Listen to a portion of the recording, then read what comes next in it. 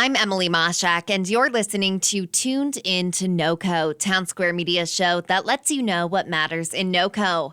I'm talking today with Katie Caldwell-Burchett, the CEO and founder of the Olivia Caldwell Foundation, Marissa Beard, the co-chair of the StellaStrong Fund, and Tim Anderson, the founder of Valor Elite Training, about the Olivia Caldwell Foundation and the StellaStrong Fund, and how these organizations are working to fight childhood cancer. Tim also recently put on a fundraiser for the StellaStrong Fund, and it went very well, so we're going to talk about that today. Thank you all so much for joining me. You're welcome. Thanks for having us. We're here today to talk about two great organizations.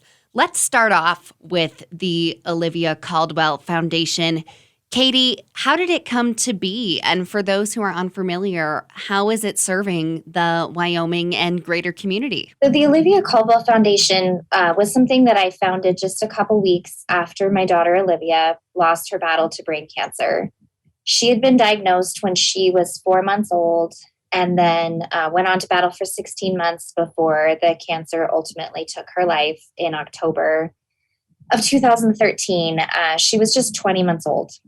And so I kind of just jumped in blindly with both feet and was looking for a way to honor the life of my daughter and really kind of find a way to keep being her mom. And as part of that, we've grown over the years. We've now been around for almost 8 years. So far, we've contributed $525,000 to pediatric cancer research. And then most recently, we partnered with Children's Hospital Colorado to be able to bring expert physicians up to Wyoming to help see kids here for some of their complex medical conditions. Because when you live in Wyoming, you're pretty far away from expert pediatric care when you need it. And then we also offer a patient advocacy program, which is really just meant to be a free resource to help connect families to the resources that can serve them when their child is sick. Right. Well, thank you for sharing your story, and I'm sorry to hear about the loss of your daughter. When you said bringing specialty care up to Wyoming, are you talking about that pediatric specialty outreach clinic? Yes, I am. So it's been a really cool venture for us. We partnered with Children's Hospital Colorado, and they send physicians up here usually about once a month, and they're able to see kids up here for cardiology and endocrinology and pulmonology.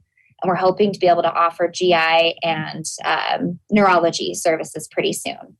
Wow, that is awesome. And now we know that the StellaStrong Fund partners with the Olivia Caldwell Foundation. Marissa, can you tell me more about the fund and its role in the community? Yeah. So StellaStrong was started, a similar story to Katie. My 3-year-old had a brain tumor called a DMG, diffused, meaning scattered throughout her brain, midline meaning in the middle of her brain, and glioma, kind of mentioning that high-grade aggressive tumor. She was 3 years old when she passed away, and we just kind of wanted to do something to keep her memory alive. And like Katie mentioned, just kind of be a mom still. It's hard when you lose babies, especially when they're that little. So we found OCF, Olivia Caldwell Foundation, and they are wonderful and do so much with Children's Hospital in Colorado. And they, like Katie said, have donated so much to cancer research. We just kind of felt compelled to help because ultimately we are better together. So we joined forces, and together we raise funds that go directly towards pediatric cancer to kind of help the research. Well, thank you, Marissa, for sharing your story as well. And now, Tim, tell me, how did you get involved with the StellaStrong Fund? Yeah, for sure. So Andrew, Marissa's husband, and Marissa and I, we've been friends for a long time. And so I was there for, I was actually training Andrew, Marissa's husband, when Stella got diagnosed with cancer, and then they moved up to Douglas, Wyoming shortly after that.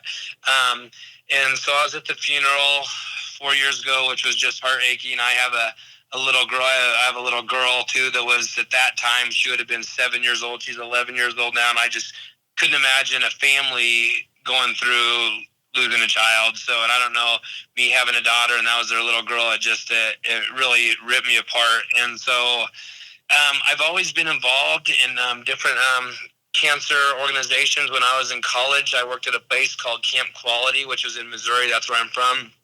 And I was considered a companion, and there was 110 companions. There was 110 campers. A camper consisted of a kiddo being 15 and under that was fighting cancer, and that camp was all about having kids for 1 week just have fun. You know, be out of the hospital. We would do everything. It was that kind of out in the middle of nowhere in Missouri. They had little rides for them, hot air balloons. We had food fights. Just nothing but fun to keep their the kids' minds off cancer. And at Miramont, I taught something called Cancer Well Fit. That was for usually older adults, but every once in a while there would be a few younger people in there. And then after I found out, like when Marissa and Andrew started talking details, I just kind of saw them on social media talking about how little funded DIPG was and pediatric cancer in a whole. I thought I could step in and do something a little bit about that. I had a pretty successful fundraiser for the food bank here in Fort Collins in March that raised over $33,000, and I was pretty jazzed about that. But pediatric cancer, even I don't know, that it tugs at my heart more than anything, and I think it tugs at a lot of people's hearts, you know. And so I was like, what's something we could do to raise more money for pediatric cancer, and in this situation, especially DIPG? And so over the years, I've always had clients ask me, when do I get to kick your butt? You've been kicking my butt for like 20 years. And so I thought, how can I? So I thought of this plan, like, people get to kick my butt for a good cause. And so I kind of thought it through, what I thought it should look like, and what I thought would be fun. And then I called Andrew and Marissa maybe, probably 3 or 4 months ago. I can't remember the exact date, and just kind of threw that at them. And obviously, because it's about them, you know, and about Stella, and they liked the plan. And so I started I have one of my good friends and clients. Her name's Connie Hanrahan. She owns a business called Mantooth Marketing, and she helped me kind of get these flyers made and kind of put everything together. And then we launched it September 4th up in Douglas, Wyoming. That is so awesome. And how did the fundraiser go? Tell me more about that. It went awesome. Our ultimate goal was 10,000. Our ultimate goal was 10 grand. I'll tell you how it went, and then I'll tell you my big plan for this. So it went well. My goal was to raise $10,000. We raised $12,250, so we exceeded our goal. So that was awesome. It was a lot of hard work. It was about 2.5 hours straight of exercise, but it was nothing like my little suffering and pains, nothing what these families have to go through with kiddos fighting cancer. So it was a very successful day. I think the last 30 minutes, I probably had 10 kids doing all these different exercises with me, which made it just a hoot. That was a lot of fun. My ultimate goal, like I'm a realist in the fact that $12,250 is a lot of money, but I also realize that it's when we want to attack pediatric cancer, that's not even a penny on the $10. We could say it's not too much. And so, although I think we've got off to a good start, I think the plan needs to be way bigger than that. And so I've started reaching out to surrounding health clubs. I started with obviously Andrew and Marissa to see what they thought of the game plan. And, you know, I brought in this amount of money, but my ultimate goal would be to have as many trainers in Colorado and Wyoming to get on board with this, which would be next March 26th, because March 23rd of last year's or 2017 is when Stella passed away, and I wanted to do it the closest Saturday to Stella's passing away. And so I'm going to start reaching out to more and more health clubs, and if we could get, my envision is 150 to 200 trainers doing it. Like, even if they brought in $200 or $300, or some brought in 5,000, but if we get a couple hundred trainers all doing this together, I think we could really make a huge impact on pediatric cancer. Yeah. And now this next question might be a big one, because I'm sure you have so many examples. But in your times working for your respective organizations, how have you really seen it impact the community members? Do you have any maybe personal stories that come to mind? We live in a small community here in Wyoming. It's Douglas, Wyoming, so population's 6,000, and people really come together and support one another. It's everyone knew Stella. We refer to her as having a pink heart, which is something that my grandmother taught my mom, and my mom taught me, and her first granddaughter, which was Stella. And a pink heart represents, all things that God puts in your heart, kindness and love, and all of those just wonderful, happy things. And she was all of those. So we often refer to her as having a pink heart, and the whole pink heart has just taken off in this community. There's actually our school district, the primary school here in town, has a giant pink heart painted on their wall, and one of the teachers teaches for pink heart in specific, and kind of gives pink hearts out as rewards. And the kids all know what the pink heart means, and the families do. And so it's just kind of cool to keep her memory alive in such a generic, visual pink heart, Yeah. So the community's been great. It's supportive, and I think Casper community is as well. Yeah, the Casper community just really embraced us. We actually lived in Rawlins, Wyoming when Olivia was sick. And so when we moved up to Casper, I wasn't sure how much we would be taken in, because they hadn't ever met Olivia. They hadn't ever seen her around at the grocery store or at the park. And to my complete kind of surprise and amazement, the community just took us in and has really just shown me so much love, and shown me how much they do care so much about this little Wyoming girl that they never got to meet. And so that support's been incredible. And then seeing the difference that it makes. I mean, from the money that we've been able to give now to research, they've really made such tremendous progress. And in fact, just a couple years ago, we got the news that they now have a cure for this specific type of cancer that killed Olivia. And that came from our funding. It just came 4 years too late for my daughter. But our hope is that we're able to work together through us and through StellaStrong Fund and the other incredible organizations around the area that support pediatric cancer research, because together then we can contribute, and maybe we can reach a point where all of the childhood cancers are curable. It doesn't have to be this horrific thing. Wow. Well, that is incredible to hear. And going along with that, I know that pediatric cancer isn't necessarily something that people enjoy talking about. So maybe it doesn't get talked about as much as it should be. What do you think our listeners need to be more aware of when it comes to pediatric cancers? Yeah, so that was one thing that really struck me, and it continues to kind of drive my passion for this is how, like you said, underly talked about and discussed it is. I mean, I will never, ever, ever forget laying my 3-year-old daughter on a radiation table that was made for adults, because it just isn't quote unquote common. And some statistics are only 4% of all government funding goes for pediatric cancer. And that just is jaw-dropping to me. I mean, only 4%, and it's the number one leading cause of death in these children. And I was once a parent who childhood cancer wasn't on my radar, and I was sitting there thinking it will never happen to me. And then I got blindsided by the fact that it did happen to me. And all of these facts and statistics just kind of come in, and I'm just in awe of how, like you said, underly talked about it is. And it's not necessarily as rare as people think it is. And so I hope that people start realizing how underly funded it is, and how scary it is. And more kids get it than we think, unfortunately.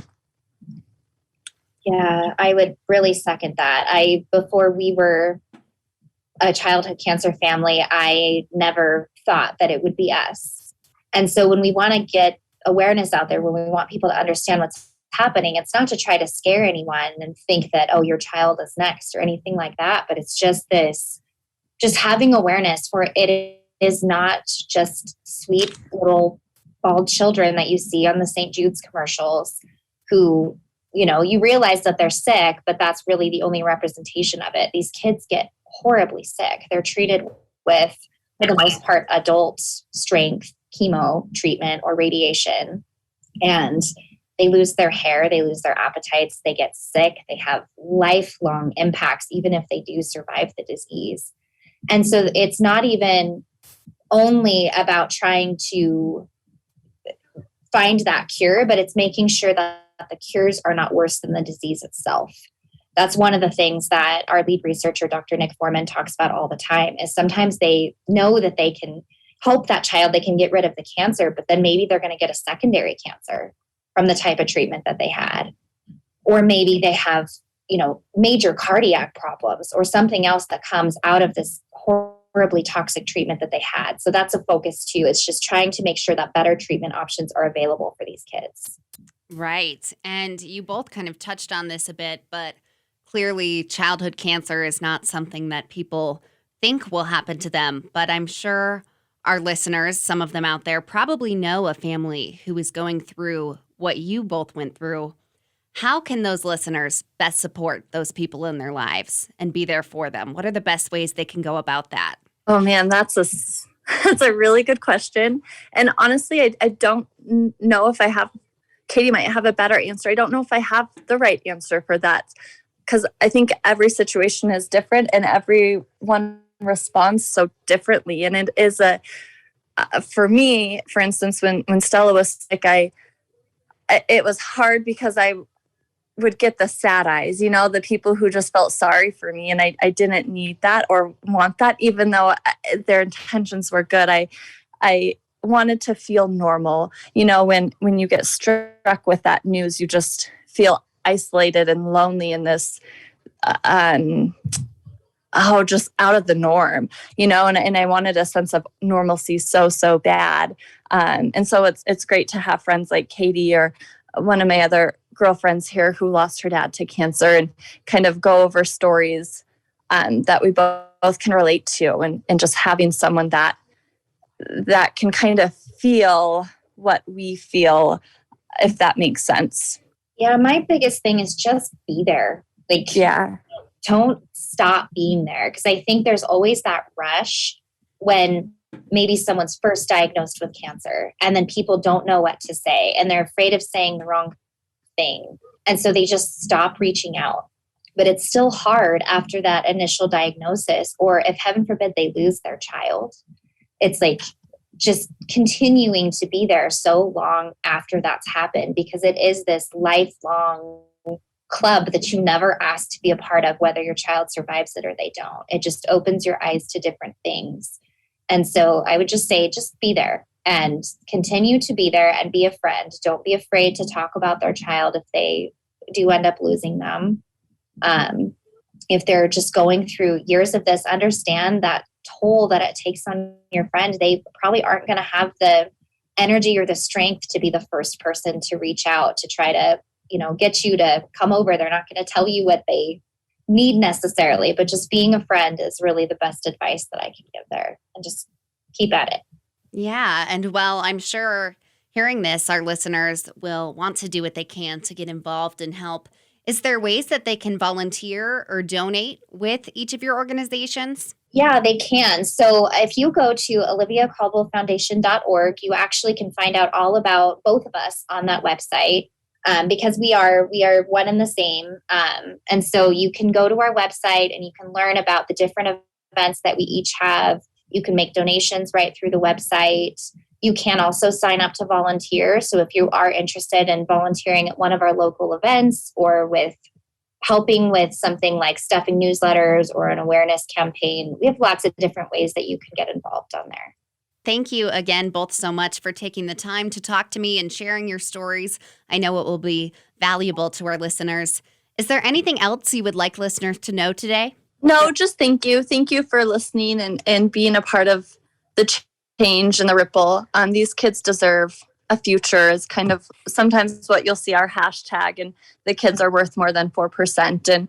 And even just listening and being aware of the facts, like Katie mentioned, is sometimes just as valuable as the dollar amount that goes into research funds. So thank you for listening.